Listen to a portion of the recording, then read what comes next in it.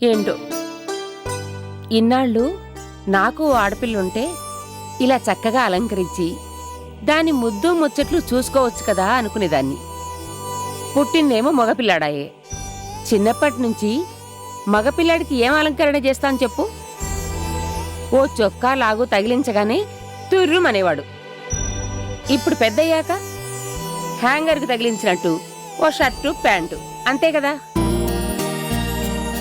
అదే ఆడపిల్లయ్యుంటే గౌన్లు, పరికిణీలు, జాకెట్లు, ఓణీలు, చీరెలు, చూడీదార్లు, గాగ్రాలు, చోళీలు, అబ్బో ఎన్ని రకాలో. చక్కగా జడేసి తల్లో ఇన్ని పూలు పెడితే ఆడపిల్ల ఆ చందమామ కంటే చక్కగా ఉండదు? నుదుట తిలకం, కళ్ళకి కాటుక, కాళ్ళకి పసుపు, చేతులకిదిగో ఇలా గోరింటాకు, ఇంకా ఓపికండి చేయించగలిగితే 7 వారాల నగలు. 7 వారాల నగలంటే? అయ్యో, ఇది కూడా తెలీదా? 7 వారాల నగలంటే వారంలో రోజుకో రకంగా అలంకరించుకునే ఖరీదైన ఆభరణాలు.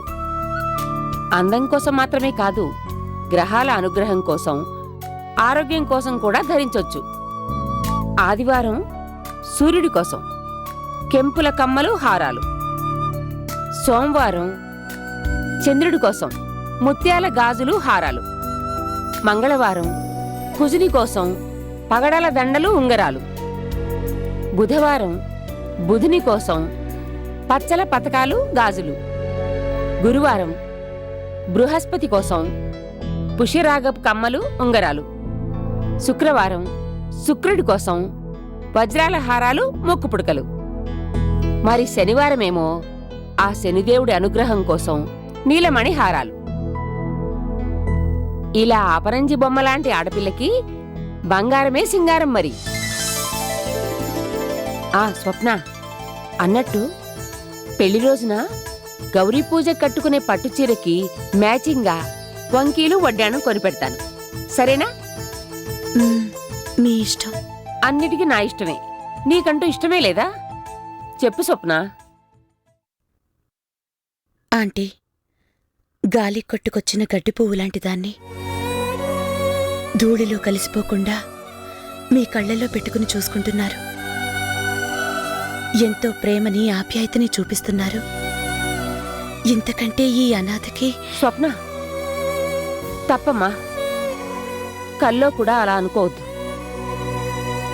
నువ్వు నాకు కాబోయే కోడలివి, మా ఇంటి మహాలక్ష్మివి. ఆంటీ, అత్తయ్యా అని పిలువు.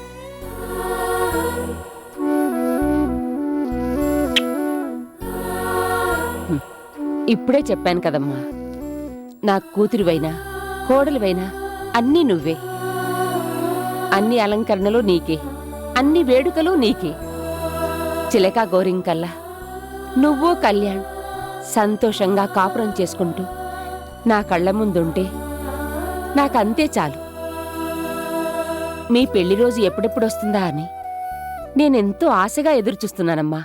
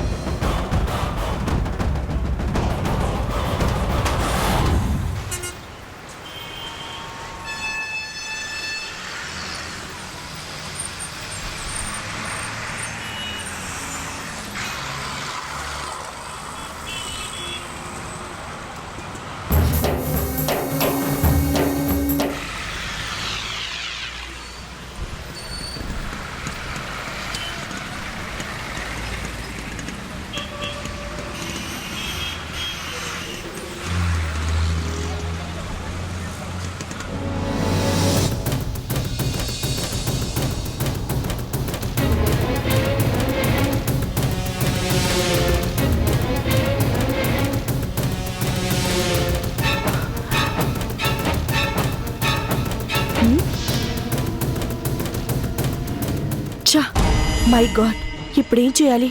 ఆవిడ గాని ఇప్పుడు అక్కడికి వెళ్ళి అర్చన్ని చూసిందంటే కొంప కొల్లేరైపోతుంది.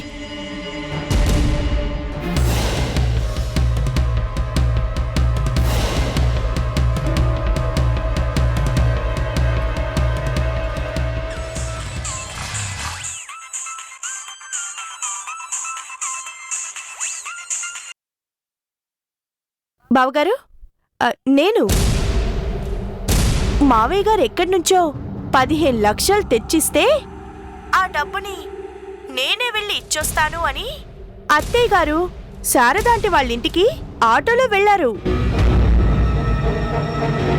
అత్తయ్య గారి ఆవేశం చూస్తుంటే తప్పకుండా అక్కడేదో గొడవ జరిగేలాగానే ఉంది. అందుకే నాకేం చేయాలో తోచక మీకు ఫోన్ చేశాను. మీరు వెంటనే ఎక్కడున్నా అక్కడికెళ్ళి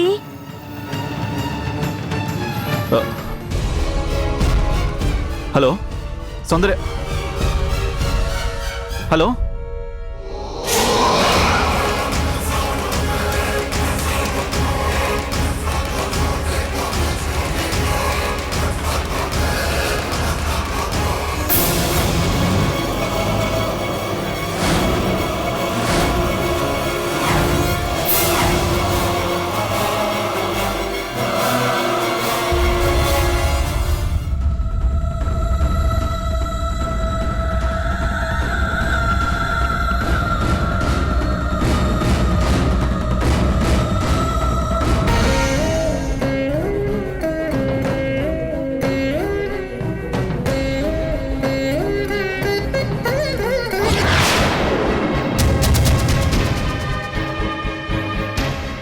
పెద్దాడా? అమ్మా, ఎక్కడికి?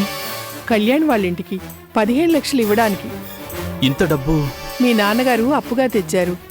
వెంటనే ఇచ్చేస్తే మర్యాదగా ఉంటుందని నేనే బయలుదేరాను. కానీ అమ్మా, ఆ డబ్బు ఇవ్వాల్సింది నేను వెళ్ళిస్తేనే మర్యాదగా ఉంటుంది.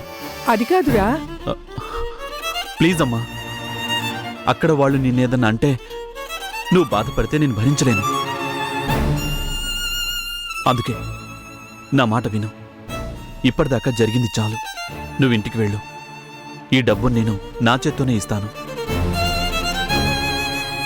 ఈ రాంప్రసాద్ మోసగాడు కాదు అని వాళ్ళకి తెలిసేలా చేస్తానమ్మా. అలాగేరా, నువ్వే ఇవ్వు.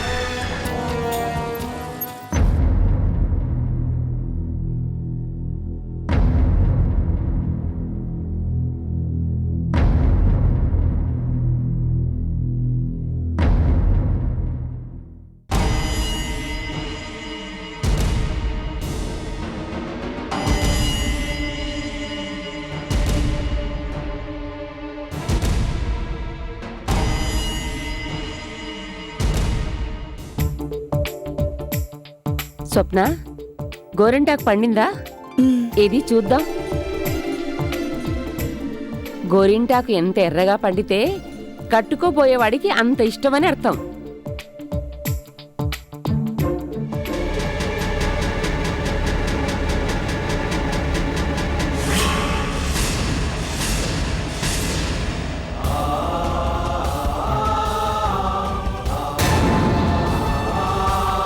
రా బాబు, అక్కడే ఆగిపోయావే.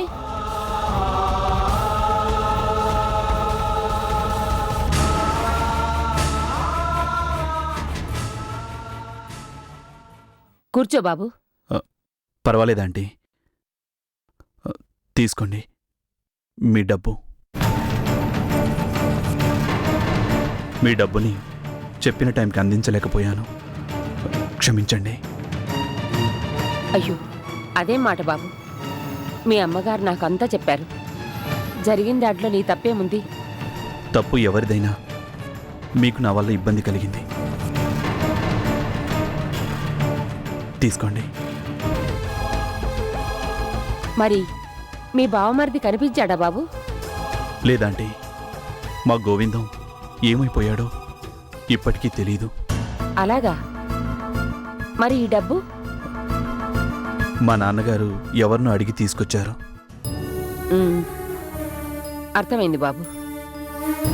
ఆ రోజు మా స్వప్న అన్న మాటలకి మీ అమ్మగారు మనసు కష్టపెట్టుకుని మీ నాన్నగారితో చెప్పినట్టున్నారు.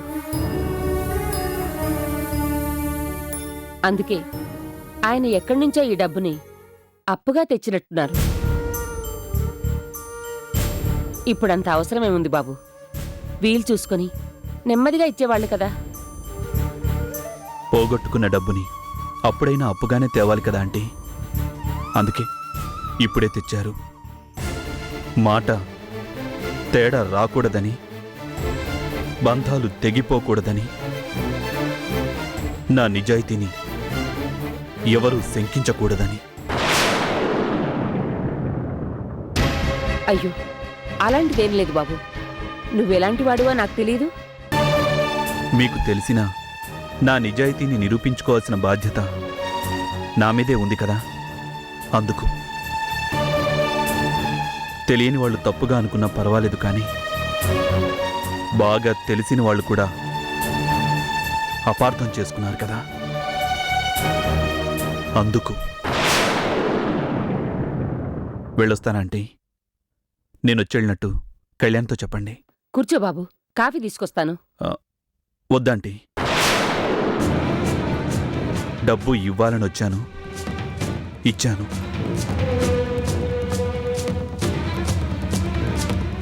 వెళ్ళొస్తానండి. బాబు,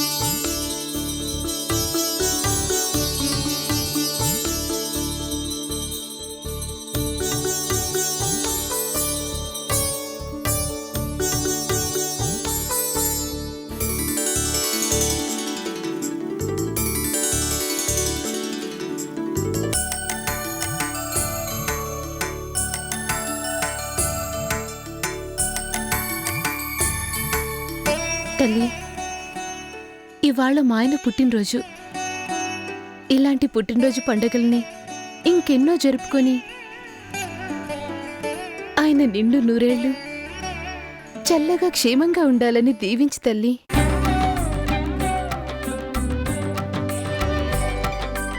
చూసావమ్మా, నా కోసం కలుపు అమ్మవారిని ఎంత భక్తిగా కొలుస్తుందో. కలుపు, మీ ఆడాళ్ళైతే ఇలా తాళిని చూపించి మా ఆయన్ని రక్షించు, మా ఆయన కాపాడని దండం పెట్టుకుంటారు కదా.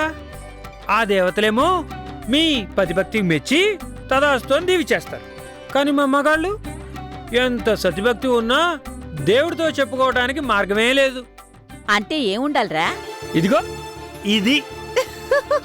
కలుపు, ఎందుకు నవ్వుతున్నావు? అంటే మీ ఆడాళ్ళకే ప్రేమలున్నట్టు మా మగాళ్ళకి లేనట్టా? ఉంటే నిరూపించుకోండి. ఓ, ఎందుకు నిరూపించుకోను? తప్పకుండా నిరూపించుకుంటాను. నా కలుపు అంటే ఇంత ప్రేమ ఉందని. ఒరే గోవిందం, ఏం చేస్తున్నావురా? నీ కోడలు నిరూపించుకోమంది కదా. ఇలా దగ్గర ఏంటిది? ఇట్రా. సతిభక్తి. తల్లి, కలుపు అంటే నాకు పంచు ప్రాణాలు. అంటే మా అమ్మంటే కూడాలే.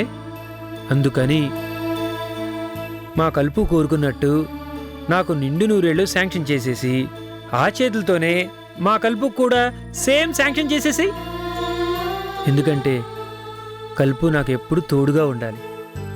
నా కలుపు లేని పుట్టినరోజు నాకెప్పటికీ రాకూడదు.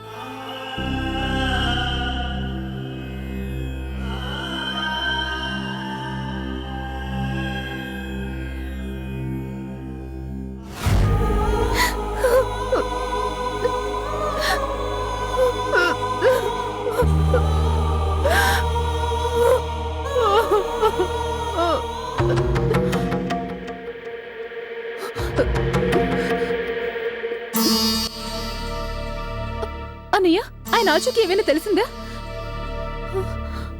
లేదమ్మా, అన్ని చోట్ల వెతికిస్తున్నాను. ఇప్పటిదాకా గోవిందం ఆచూకీ తెలియలేదు.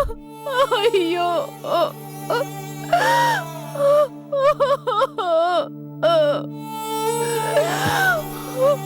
ఊరుకోమ్మా, అసలు తప్పంతా నాది. గోవిందాన్ని నేను బ్యాంకుకి వెళ్ళి రమ్మని పంపించకుండా ఉండాల్సింది. సమయానికి ఎలాగో నాన్నగారు డబ్బు తేగలిగారు కాబట్టి కళ్యాణ్కి ఇవ్వగలిగానమ్మా. మీ ఆయన మాత్రం ఎక్కడున్నాడో ఇప్పటిదాకా తెలుసుకోలేకపోయానమ్మా. అంతా నా దురదృష్టం. నువ్వు మాత్రం ఏం చేస్తావులే? అమ్మా కల్పన, నా మీద నీకు కోపంగా ఉంది కదూ? లేదన్నయ్య, నువ్వు ఆయన్ని బ్యాంక్కి పంపించినందుకే ఇలా జరిగిందని ఉక్రోషంతో ఏదేదో అన్నాను. నువ్వేం తప్పుగా అనుకోకు. కల్పన, నా మాట నమ్ము. గోవిందానికి ఏం కాదు. అవును, నా గోవిందానికి ఏమీ కాదు. నా మెళ్ళో ఆయన కట్టిన పవిత్రమైన ఈ తాళే తనకి కలకాలు రక్ష. ఆయనకేమీ కాదు, ఏమీ కాదు.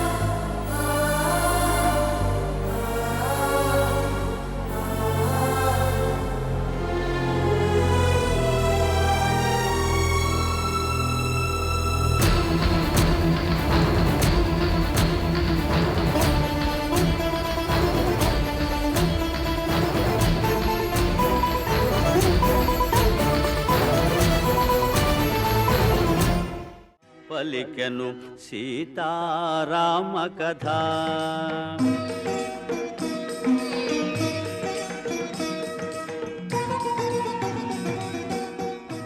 ఏమండి, ఇక్కడేం చేస్తున్నారు? సీతారామ కథని వింటున్నాను. తెచ్చుటకై రామలక్ష్మణులు లేని సమయమున అపహరించే లంకేశుడు సీతను గానక రామచంద్రుడు అడవుల పాలై వెదకుచుండెను అని హనుమంతుడు మృదు మధురముగా పలికెను సీతా. స్వయంవరంలో సీతాదేవిని గెలుచుకున్న శ్రీరామచంద్రుడు తండ్రి మాటను శిరసావహించి 14 ఏళ్ల అరణ్యవాసం బయలుదేరినా నీ వెంట నేను రాను అని ఆ మహాసాధ్వి ఒక్క మాట అనలేదు. శ్రీరాముడు వారించినా సరే నీ వెంటనే నా నడక, నా బతుకు కడతేరేదాకా అంటూ బయలుదేరింది.